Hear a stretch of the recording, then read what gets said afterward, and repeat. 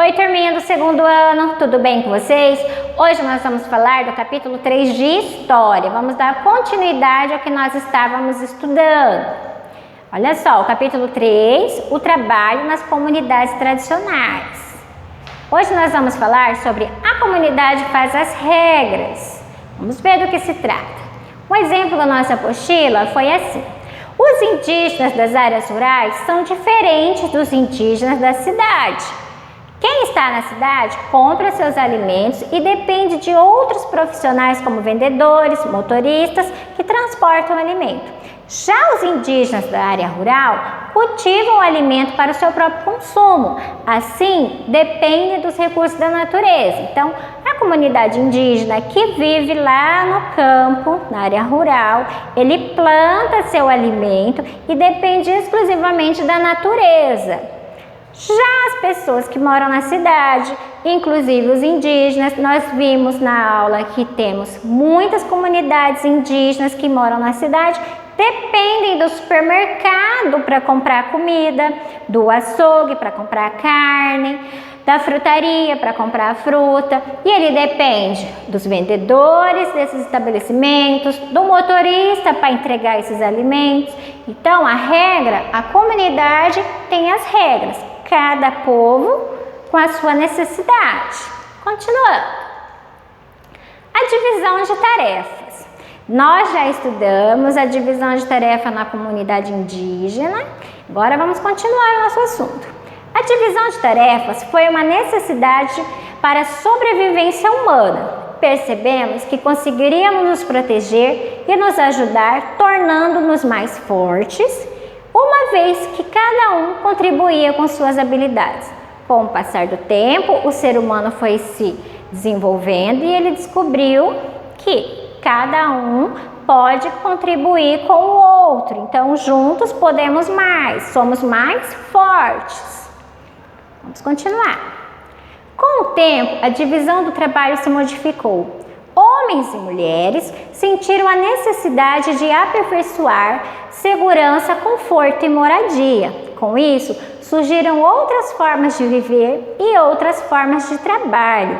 Observe essa imagem. Essa imagem aqui já é mais a nossa realidade, ó. O papai, a mamãe, as crianças indo para a escola, a mamãe está indo trabalhar, o papai está indo trabalhar. Dentro da casa deles, não é mais só a mamãe que lava a roupa, não é mais só a mamãe que lava a louça. Hoje em dia já é mais comum os homens ajudarem também nas tarefas de casa e a mulher também passou a trabalhar fora, então ela tem menos tempo para cuidar da casa e eles descobriram, olha só, novas formas de viver. Cada um pode colaborar um pouquinho com a manutenção da casa. Antigamente era assim, ó. A mulher fazia uma atividade, o homem fazia outra, e com o tempo a gente foi desenvolvendo outras formas de viver e outras formas de trabalho. As comunidades tradicionais. Olha só, além das comunidades indígenas, temos as comunidades quilombolas. Nós já estudamos também as comunidades quilombolas e ribeirinhas lá na geografia. Seus membros também contam com a natureza e seus conhecimentos para tirar o seu sustento. Olha só, a comunidade quilombola também conta com a natureza para tirar o seu sustento. Vamos continuar. Quilombolas. Os quilombolas são descendentes de africanos escravizados que mantêm suas tradições culturais e religiosas e vivem em comunidades por todo o país. Nós já estudamos o que a escola quilombola ensina, lembra?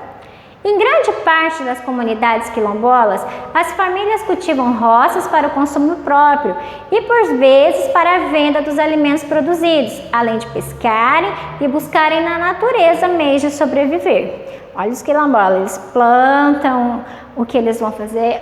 Observem essa pessoa fazendo biju. Aqui uma arte em cerâmica. Continuando. Ribeirinhos, uma outra comunidade brasileira. Olha só, os ribeirinhos também sobrevivem da natureza. Eles praticam a pesca artesanal, ribeirinhos, porque eles moram à beira dos rios. Então, a pesca artesanal, a caça. cultivam roças e vivem do extrativismo vegetal. Extrativismo vegetal, ó, coleta de frutos de maneira consciente, conservando a floresta. Então, eles não agridem o meio ambiente. Eles também formam uma população tradicional e vivem perto dos rios. Suas moradias são construídas a alguns metros do chão, para que nas enchentes as cheias dos rios não sejam invadidas pela água. Lembra que nós estudamos os tipos de moradia? Os ribeirinhos, eles moram em palafitas, então são as estacas no chão e a casa fica sobre as estacas. Quando vem a cheia, não invade a casa deles. Os ribeirinhos também estão em todas as regiões do Brasil, principalmente na Amazônia, porque lá é um lugar onde tem muitos rios e as pessoas não têm aonde morar. Então, elas vão para a beira dos rios, constroem suas casas e vivem também do extrativismo vegetal. Continuando. O artesanato nas comunidades tradicionais, olha só. O artesanato é um dos aspectos culturais mais marcantes das comunidades tradicionais brasileiras. Conheça algum deles. Vejam só. O colar de palha e pena de arara, olha só. Traje com algodão, tinta de madeira mogno, bolsa de algodão tingido, produzido pela etnia Axaninca. Olha só, lá no Acre. Aqui nós temos o cocar, pena de arara vermelha. É uma característica da etnia Iamaná, lá no estado do Acre também. Olha o cocar. Cada comunidade indígena ele tem um tipo de cocar, gente. Não são todos iguais para todos os índios. Cada comunidade tem o formato, as cores, tem um significado para eles. Olha só. O artesanato das comunidades ribeirinhas, eles fazem ó, com argila, que eles retiram dos rios, e eles fazem pessoas em miniatura, animais em miniaturas e eles vendem esse artesanato. E aqui nós temos da comunidade quilombola, olha só, eles fazem da argila também, da cerâmica, eles fazem trabalho com cerâmica. Eu trouxe para vocês aqui alguns trabalhos com cerâmica da comunidade quilombola.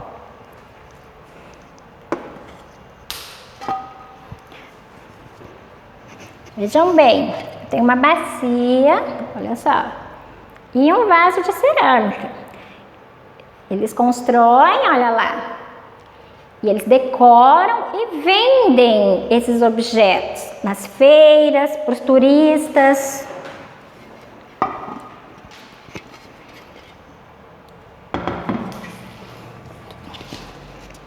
Eles pegam também, olha só, as cabaças, enfeitam as cabaças e com elas eles fazem instrumentos musicais, decoração, então, tudo da natureza.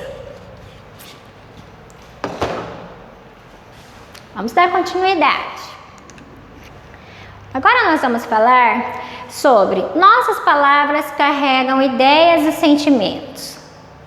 Nós vamos ler um texto e vai ficar para vocês aí pensarem sobre o assunto. Vamos lá. Você sabia que hoje não usamos mais a palavra índio para nomear os brasileiros indígenas? A prof já comentou isso com vocês, agora nós vamos saber por quê. Essa palavra era utilizada pelos portugueses que aqui chegaram para identificar os primeiros habitantes do Brasil. Durante mais de 500 anos, o uso da palavra índio acumulou várias ideias preconceituosas a respeito dos povos indígenas brasileiros, como aqueles são selvagens, de que não gostam de trabalhar, de que não têm uma religião, entre outras coisas. Por que isso aconteceu? Vou explicar. Quando os portugueses chegaram às terras brasileiras, acreditavam que haviam chegado às Índias e encontraram povos que tinham hábitos e costumes diferentes dos seus. Eles, indígenas, eles estranharam muito e acreditaram que deveriam ensinar aos indígenas o seu jeito de ser, de fazer, de pensar e de viver. Não consideraram os saberes, os conhecimentos tradicionais e a cultura. quando os portugueses chegaram aqui e viram o modo de vida dos indígenas, os costumes que eles tinham, eles quiseram mudar tudo. Eles quiseram fazer com que os índios fossem igual aos portugueses que chegaram aqui. Não levaram em conta se os indígenas queriam ou não que isso acontecesse. Ninguém perguntou para os indígenas se eles queriam mudar o jeito deles serem. Com o desenvolvimento das vilas e das cidades, momento e lugar em que o jeito de fazer e de pensar dos europeus prevaleceu, eles continuaram a desejar que os indígenas abandonassem suas culturas tradicionais. Muitos indígenas se rebelaram, outros fugiram, outros nem mesmo tiveram contato com pessoas não indígenas. Por esse motivo, atualmente usamos a palavra indígena, que significa aquele que pertence ao lugar, originário do lugar. Como explica o escritor Daniel Munducuru em suas entrevistas. O Daniel, ele é um homem indígena e ele fez esse texto explicando pra gente por que não se usa mais a palavra índio. Então, nós vimos aqui, retomando, que os portugueses, eles queriam tirar toda a cultura dos índios, queriam que todos fossem iguais a eles, os brancos. Não respeitaram os direitos, não respeitaram as tradições e não perguntaram para eles se eles queriam que fosse mudado. Então, fica para a gente pensar sobre os indígenas. E aqui encerramos o capítulo 3 e até a próxima aula.